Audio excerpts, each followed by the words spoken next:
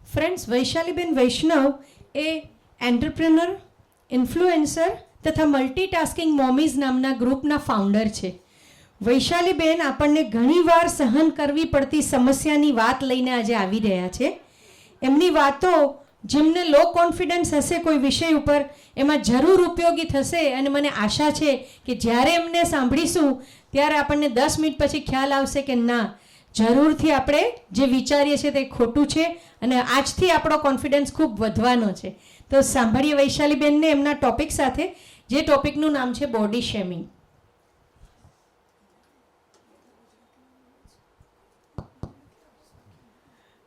આપ સૌને good evening અને નમસ્તે. બોડી શેમિંગ એક એવો ટોપિક છે જે I think not just women but anybody might be facing. પણ હા, જો આપણે આપણા સોસાયટલ સ્ટ્રક્ચરની વાત કરીએ તો વિમેનને હંમેશા વધારે ફેસ કરવાનું આવે છે. એમાં ઘણીવાર આપણું કન્ડિશનિંગ વર્ષોથી એ ટાઈપનું મેન્ટલ કન્ડિશનિંગ હોય છે આપણા ઘરનું આપણું, કે ઘણીવાર આપણી મમ્મી, આપણા દાદી, નાની કે આપણે પણ એ વસ્તુને આપણા જીવનમાં કે આપણી વિચારધારામાં લાવી દેતા હોઈએ છીએ. કારણ કે મને યાદ છે કે હું નાની હતી ને ત્યારે, આજે તો હું ચાય પીઉં છું પણ ત્યારે હું ન પીતી, અને સમહાઉ I don't know who put that in my mind કે કોઈ મને પૂછતું તું ચાય કેમ નથી પીતી, હું કહેતી હું ચાય પીશ ને તો હું કાળી થઈ જઈશ.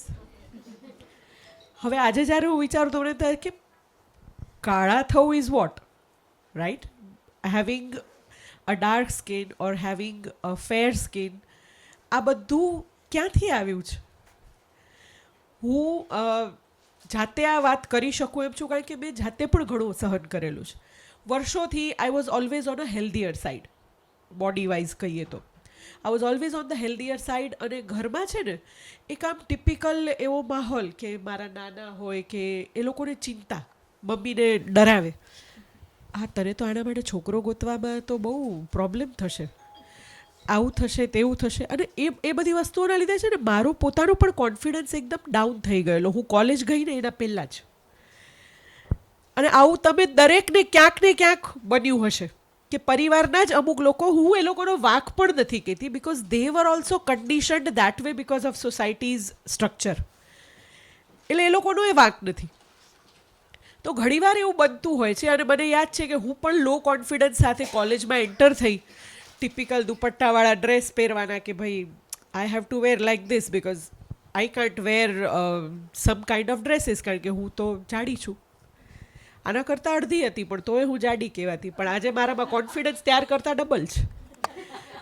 સો મને યાદ છે કે એક અમારો સબ્જેક્ટ હતો, હું ફેશન ડિઝાઇનિંગ ભણતી રાજકોટમાં, અને અમારો એક સબ્જેક્ટ હતો social and psychological aspects of clothing, કે સામાજિક દૃષ્ટિકોણ, સાયકોલોજીકલ દૃષ્ટિકોણ આપણા પહેરવેશ ઉપર કઈ રીતે પ્રભાવ પાડે છે, એ અમારો સબ્જેક્ટ હતો. કે વર્ષોનું આપણે જોઈએ તો અમુક વર્ષો પહેલાં ઇજિપ્શિયન સ્ટાઇલનું ક્લોથિંગ આવતું, કે ક્યાંય સ્ટિચ ન હોય, અલગ અલગ જગ્યાએથી બાંધીને પહેરેલા કપડાં હોય. તો એ સબ્જેક્ટ અમારા સિનિયર્સને આવતો લાસ્ટ સેમિસ્ટરમાં. એનું એ લોકોએ એક સેશન રાખ્યું અને એમાં અમને જુનિયર્સને એમ કહ્યું કે તમારે સાડી પહેરીને આવવાનું છે અને તમારા માટે એ સાડીને છે. તમને જેવું ડ્રેસઅપ કરવું હોય તમારી મરજીનું એ ડ્રેસઅપ કરીને આવજો, પણ તમારે સાડી પહેરીને આવવાનું છે. વેકેશન પડે પહેલાં જ કહી દીધું, એટલે અમારા જેવા હોસ્ટેલવાળા ઘરે જાય તો મમ્મીની સાડી લઈને આવી જાય. અમને ખબર નહીં કે આ સબ્જેક્ટમાં શું છે શું નહીં. અમે લોકો તો સાડી લઈને, હું તો બહુ પહેરતી જ નહીં, મને એમ થતું હું કેવી લાગીશ સાડી પહેરીશ તો, હું તો જાડી લાગીશ. પણ પછી મને એમ ના, ચલો આજે બધા પહેરવાના જ તો હું એ પહેરી લઉં. પણ હા, પહેલાંથી મને ક્લોથિંગ બાબતે આપણે જે કહીએ ને કે મેચિંગ, થોડો ટેસ્ટ, એ બધું ગમતું, કે આના સાથે આ મેચ કરું, આના સાથે આ મેચ કરું. તો હું મમ્મીની સાડી પહેરીને ગઈ ને એમાંથી ગમતી મમ્મીની મોતીની માળા, સિલ્કની સાડી ને મેચિંગ પેલું, એટલે હું તો છે ને છેલ્લી જ જઈને બેસી ગઈ. કારણ કે મને ખબર પડી કે ભાઈ અહીંયા તો આમ પેનલ બેઠી છે, એક એકને બોલાવે છે, અને હોલને બંધ કરી દીધી હતી, લેબને, અને seniors were actually scrutinising what we were wearing. બધા બેઠા છે, પણ હું તમને ફ્રેન્કલી કહીશ કે સબ્જેક્ટને કેવી રીતે ભણવામાં આવે છે અને કઈ રીતે સ્ટડી કરવામાં આવે છે, કે the undergarments that you are wearing are wrong, that was also pointed out on that day. એક ભણતરના ભાગરૂપે કે એ પણ કેટલું જરૂરી હોય છે પ્રોપર પ્રેઝન્ટેબલ બનવા માટે. અમુક છોકરીઓ રડવા લાગી. હવે એ દિવસે અમને એમ પૂછવામાં આવ્યું હતું કે તમારે તમારા ટેન્જિબલ ઇનટેન્જિબલ એસેટ્સ ને લાયબિલિટીઝ બોલવાના છે, તમારા પ્લસ પોઈન્ટ માઇનસ પોઈન્ટ, તમારા સ્વભાવના અને તમે બહારી દેખાવના. તો સારું તો બધા જ બોલી રહ્યા હતા, પણ નેગેટિવ બોલવા ટાણે મેં જોયું કે છોકરીઓ રડી રહી હતી. અને મને પૂછ્યું, મારો વારો આવ્યો ત્યારે મેડમે કે વૈશાલી બોલ તું. મેં કહ્યું મેડમ પોઝિટિવ તો શું બોલું, નેગેટિવ જ નેગેટિવ છે, આમ જોઈ લો.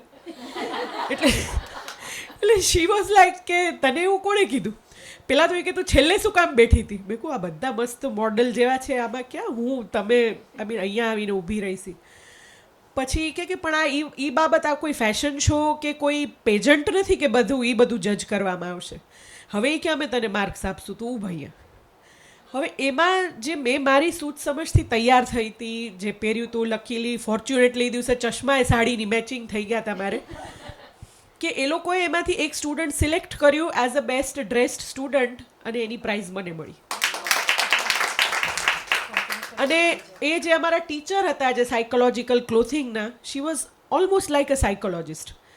એણે મને કહ્યું કે તને નથી ખબર પણ અમે તને રોજ જોઈએ છે, આવ તારા પોઝિટિવ પોઈન્ટ્સ હું ગણાવું તને. કે તને કોણે કીધું કે તું જાડી છો, તું સારી નથી લાગતી, તું એ ક્યાં મોડલ જેવી દેખાતી છોકરી કરતાં તારી ડ્રેસિંગ સેન્સ વધારે બેટર છે. So you make sure that you don't સે, યોર આઈઝ આર એક્સપ્રેસિવ, તારું બોલવાની છટા આમ છે તેમ છે, તું બને છે ને નવાઈ લાગતી. કે ચાલું ઘરે તો કોઈએ મને આમ નથી કીધું. પણ પછી ધીમે ધીમે મને કોન્ફિડન્સ આવવા લાગ્યો. પછી આ થયું, કોલેજ પાસ આઉટ કરીને ગઈ તો મમ્મીને બધા એમ કહેવા લાગ્યા કે ભાઈ તમારે તો બહુ મહેનત કરવી પડશે, આને કોઈ મળશે નહીં એમ ઇઝીલી હા નહીં પાડે. અને મને તો એટલો I was so much enterprising from that time, મને ઇન્ટરેસ્ટ જ નથી લગ્ન કરવામાં. હું મમ્મી પપ્પાનું ધ્યાન રાખીશ ને નાના ભાઈ બહેનને પરણાવી દઉં. Finally at the age of 32 જ્યારે સડનલી મારા હસબન્ડ મને જોવા આવવાનું ગોઠવાણું અને એમણે જ્યારે હા પાડીને ત્યારે બધાને નવાઈ લાગી કે આટલા સારા દેખાતા વ્યક્તિએ વૈશાલીને હા પાડી દીધી. એમાં એક સગાવાલાએ મારા હસબન્ડને સગાઈ હજી હા જ પાડી હતી અમે, અને મુંબઈમાં મારા એક સગાવાલાએ મારા હસબન્ડને એમ કીધું કે તમારો ખૂબ ખૂબ આભાર, તમે વૈશાલીને અપનાવી લીધી. એટલે મારા હસબન્ડ મને કે યાર તું એ દિવસે થોડીક અંધારામાં મળી હતી મને, આપણે ગાર્ડનમાં મળ્યા હતા, તને કોઈ ખોટ ખાપણ તો નથી ને? મને ફોનમાં એણે કીધું કે આ તારા માસી કે કોઈક છે એ કેમ આવું બોલીને ગયા. એટલે તમે વિચાર કરો, આ હું મારી સ્ટોરી એટલે કરી રહી છું કારણ કે આ દરેક સ્ત્રીની સ્ટોરી છે. અમુક વસ્તુઓને આપણે મન પર લઈ લઈએ છીએ અને અમુક વસ્તુઓને આપણે જવા દઈએ છીએ, પણ એ ક્યાંક at the back of our minds હંમેશા રહે છે. આટલા વર્ષે હું સમજી છું કે જે બહાર દેખાય છે ને એ મેટર નથી કરતું, જે મેટર કરે છે એ તમારી અંદર છે. અને એ દરેક વ્યક્તિ કે જે તમને કાળું કહેતું હોય, ગોરું કહેતું હોય, પતલું કહેતું હોય, જાડું કહેતું હોય, એમને ઇગ્નોર કરો, કારણ કે એ મેટર જ નથી કરતું. આજે તમે જ કહો કે આપણે એવા કેટલાય સુંદર ચહેરાઓ જોયા હશે કે જેમના નજીક ગયા પછી આપણને થયું હશે કે ભાઈ દૂર હતા એ જ બેટર હતા. લાગે છે કે નહીં? કેટલા ચહેરાઓ એવા લાગ્યા હશે કે આપણે ઇનિશિયલી એમને ઇગ્નોર કર્યા હોય, જસ્ટ મે બી બિકોઝ કે એ જાડા છે, કે મે બી બિકોઝ એ મજા નથી આવી રહી એમની નજીક જવાથી, અને આજે એ તમારા બેસ્ટ ફ્રેન્ડ્સ હશે, આપણને એમની કંપની ગમતી હશે. એટલે આપણે શરૂઆત કરવાની છે એ સમાજની કે આપણે આપણા બાળકોને આ માઇન્ડસેટ તરફ ન લઈ જઈએ. પછી એક બીજો અનુભવ કહું. મારે લગ્ન થયા અને હું મુંબઈ શિફ્ટ થઈ અને મારા મમ્મીને કંઈક મેડિકલ ઇશ્યુ હતો એટલે અમારે એને હોસ્પિટલમાં ચેકઅપ માટે લઈ જવાનું હતું, ગાયનેકનું. અમારા ઘર પાસે જ કોકિલાબેન હોસ્પિટલ, એટલે રિનાઉન્ડ હોસ્પિટલ, એટલે ત્યાં લઈ ગયા અમે મમ્મીને અને એવરીથિંગ વોઝ ફાઇન, બધું ચેકઅપ કર્યું. પછી એ ડૉક્ટર ત્યાંના મુંબઈના ટોપ ગાયનેકોલોજિસ્ટમાંનો એક છે, હું નામ નહીં લઉં, એમણે મમ્મીને કહ્યું કે આ તમારી ડોટર છે? મમ્મી કે હા, હમણાં જ લગ્ન થયા છે, 2-3 મહિના જ થયા. તો કે એનું વજન વધારે છે, તો તારે બેબી પ્લાન કર, ત્યારે તારે તો ટ્રીટમેન્ટ લેવા આવવું પડશે. મારું બેટું પહેલાં તો મને એમ લાગ્યું કે એણે મને ચેક નથી કરી, અને ખાલી વજન જોઈને એને કેમ ખબર પડી કે અંદર પ્રોબ્લેમ છે. એનીવેઝ આપણે એવા ટાઈમે આપણે એટલા એક પેલા લેવલમાં હઈએ ને નવા પરિણામ, એટલે મને થયું કે હશે ભાઈ, ઠીક છે, તમારી પાસે આવીશ, નજીક છો તમે તો, પણ જ્યારે જોઈશે ત્યારે. થોડા સમય રહીને હું એકચ્યુઅલી નેચરલી પ્રેગ્નન્ટ થઈ. એટલે મારા હસબન્ડ કે કયા ડૉક્ટર પાસે જાઉં? મેં કહ્યું પેલી પાસે બતાવું કે નહીં, પણ ફાઇલ લઈને તો એની પાસે જ જઈશ. અને હું ગઈ ને મેં એને કીધું. મને કે ક્યાં હુઆ મમ્મી ઠીક હે? મેં મમ્મી નહીં, મેરા રિપોર્ટ દેખીએ. એટલે મને કે oh you are pregnant, how come? બોલું મેમ જૈસે સબ હોતે हैं वैसे मैं. એટલે આ એ છે ને ખોટી માન્યતા છે. હું excuse me if there are any doctors here, પણ બિઝનેસ માટે તમે કોઈની સાયકોલોજીથી ન રમો. તમે જાડા છો એટલે જરૂરી નથી કે તમે ફર્ટાઇલ નથી. તમે નેચરલી કન્સીવ નહીં કરી શકો એ પણ કોઈએ નથી કીધું. કોઈએ લખીને કીધું હોય તો કયો, નો બડી. નેચરલી કન્સીવ થઈ જ શકાય છે, તમારું ગમે એટલું વજન હોય. આ આપણા મેન્ટલ, આપણા મગજમાં નાખી દેવાવાળી વસ્તુ છે ને. પછી કેવું છે, મનનું કામ કરે, આપણા મગજમાં ઘૂસી જાય ને પછી નેચરલી એ જ બોડી રિએક્ટ કરે and you actually don't conceive. મેં એવું કાંઈ વિચાર્યું જ નહોતું. મારી બંને ડિલિવરી નેચરલ થઈ છે. આઈ કન્સીવ્ડ નેચરલી બંને ડિલિવરી ટાઈમે. ત્યારે હવે એમ થાય કે આપણે ઘણી બધી વસ્તુઓમાં કેટલા માની લઈએ છીએ વાતને. આપણું માઇન્ડ કેટલું કન્ડિશનિંગ થઈ ગયું હોય છે. હંમેશા હું મારા બાળકોને પણ એ જ કહું છું ને હું તમને પણ કહીશ કે તમારા બાળકોને કહેજો કે તમે તમારી વિચારધારા અપનાવો. આજે એ લોકો ડિજિટલ વર્લ્ડમાં એટલા બધા જે શોર્ટ્સમાં બતાવે છે, યુટ્યુબમાં બતાવે છે, ઇન્સ્ટાગ્રામ પર બતાવતા હોય છે, એ માનવા લાગે છે છોકરાઓ. પોતાની વિચારધારા એમની નથી બનતી. ત્યારે હું એમને એ જ કહું કે કોઈ પણ તમને એમ કહે ને કે આવું બનશે, ઓલવેઝ ચેલેન્જ. એકવાર તો ચેલેન્જ જ કરો એ વિચારને. તમે બધું જ માની લેશો, બધું સાચું નથી. આજે કેટલી છોકરીઓને એમ કહેવામાં આવ્યું છે કે તું કાળી છો, તને નહીં મળે, તું જાડી છો, તું માં નહીં બની શક. અને એકચ્યુઅલી બિચારીએ ખર્ચો કરીને IVF કરાવ્યું હશે, જબકી નેચરલી કન્સીવ કરી શકતી હતી. મેં જોયા છે એવા કેસીસ. એટલે બહારી દેખાવનો જે સમાજનો દ્રષ્ટિકોણ છે ને, સ્ત્રીના કોન્ફિડન્સને વર્ષો પહેલાંથી હલાવી નાખેલો છે. આની હાઇટ ઓછી છે, ઓહો આની હાઇટ તો અમિતાભ બચ્ચન જેવી છે, આને તો છોકરો ક્યાંથી મળશે?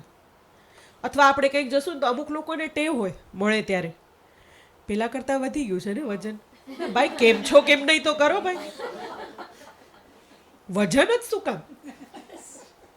મેં તમને કંઈ કીધું કે તમારી સ્કિનમાં બહુ કરચલીઓ દેખાય છે કે તમારો ડ્રેસમાં મેચિંગ બરાબર નથી? હા, આપણે કોઈ અને હા, પછી મેં આજકાલ એ જોયું છે કે પુરુષોનું પણ બોડી શેમિંગ કરે છે. આ પેટ જો આ ભાઈનું, શા માટે?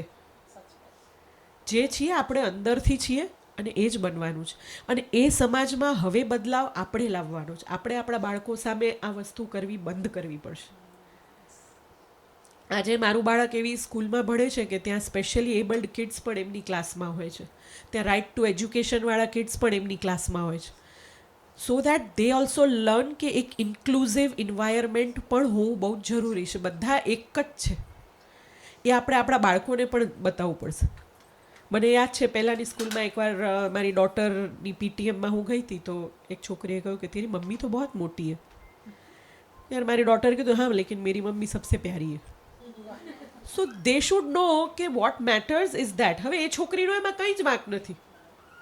એ એના ઘરે જોતી હશે, એણે એની આસપાસ આવું કંઈક જોયું હશે કે લોકો વાત કરતા હશે. સો બહારી દેખાવનું એટલો મહત્વ નથી જેટલો તમે અંદરથી શું છે ને એનો મહત્વ છે.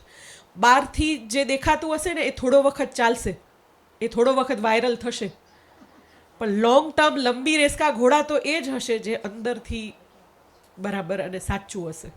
તો એ હંમેશા યાદ રાખજો, તમે અંદરથી સાફ હશો ને એ અલગ જ ગ્લો તમારા ફેસ પર દેખાશે. પછી તમે દુબળા હો, પાતળા હો, ગોરા હો, કાળા હો, કે સમાજના આવા ટેગ તમને ક્યાંય લાગુ પડતા હોય એ હો. તો જેમ ઈલાબેને પણ કહ્યું, ઈલાબેન એટલી સરસ વાત કરી કારણ કે આ બધું આ વુમનની આસપાસ આવેલું છે. આ બધું જ મી ટાઈમ આપવો આપણે આપણી જાતને સ્વીકારવી. આપણે છે ને સમાજના દ્રષ્ટિકોણના લીધે આપણી જાતને નથી સ્વીકારતા. એને હું બચી પડી હતી 15 જાતના જીમમાં જઈ આવી હોઈશ, કેટલા ડાયટિશિયન, અત્યારે હું બેસું ને તો હું PhD થઈ જાઉં વેઇટ લોસ પર. એટલા ઓલાને મળી છું, ડાયટિશિયનને, સ્પેશિયાલિસ્ટને, બોલિવૂડ જેવાની કોઈક ન્યુટ્રિશનિસ્ટને મળી આવી હતી હું મુંબઈમાં હતી ત્યારે. બધાને પોતાની દુકાન જ ચલાવવી છે. તમે છે ને અમારો લોટ લઈ જાઓ, એની જ રોટલી ખાવાની. તમને 4 વાગે ભૂખ લાગે ત્યારે 4 વાગે આ જ ક્રેકર્સ ખાવાના, 150 રૂપિયાનું નાનું પેકેટ. એટલે બધાને એ જ કરવું છે. બી નેચરલ, બી હેપી. હા, આપણે આપણી હેલ્થનું ધ્યાન રાખવાનું હોય છે, એ રાખવાનું જ છે. હલનચલન, એક્સરસાઇઝ, વોકિંગ જે કરવાનું હોય કરવાનું છે. બાકી વજન વધે ઘટે એ ચિંતા કરવાની જરૂર નથી. Just B happy from inside. આપણે અંદરથી ખુશ રહેવાનું છે ને, આપણી જાતને સ્વીકારવાની છે. હું જેવી છું ને એ બેસ્ટ છું. આપણા ફ્લોઝ સાથે આપણે આપણી જાતને સ્વીકારવાની છે. તો છે ને આપણે સમાજના બીજા લોકોને પણ સ્વીકારી શકશું. આજ તમે જોજો અમુક લોકો એવા હોય છે, આ છે ને આમાં આવું છે, આ સાવ આવી છે, આ તો બહુ આવા છે આમ ફેમિલીમાં. That is because that person has not accepted herself or himself. પોતાના ફ્લોઝ અને પોઝિટિવ પોઈન્ટ સાથે. આપણું સારું તો આપણને દેખાય છે, પણ આપણા ફ્લોઝ જ્યારે આપણે એક્સેપ્ટ કરશું ને તો આપણે સમાજના ગમે એટલી અઘરી વ્યક્તિને એક્સેપ્ટ કરી લેશું. એટલે આ સમાજમાં આ ટ્રાન્સફોર્મેશન આપણે આપણા વિચાર અને આપણા ઘરેથી લાવવાનું છે. અને આઈ થિંક આટલો સરસ મંચમાં આટલા સારા વિચાર સાથે પરેશભાઈ, શીતલબેન નારીત્વમ થ્રુ આ ઇનિશિયેટિવ લાવ્યા, અને આપણે આ બધા ઇનિશિયેટિવ્સ અને આ બધા સોસાયટલ ઇશ્યુઝ વિશે વાત કરી રહ્યા છીએ. I'm sure that we will be those first people who will be doing these transformational changes in our homes, upbringing our children around us, કે જે આ ટાઈપના વિચારોથી મુક્ત હશે અને એક ઇન્ક્લુઝિવ એન્વાયરમેન્ટમાં જીવશે. Thank you so much. I hope મેં તમને બોર નથી કર્યા. થેન્ક યુ સો મચ વૈશાલીબેન ફોર ઇન્સ્પાયરિંગ અસ.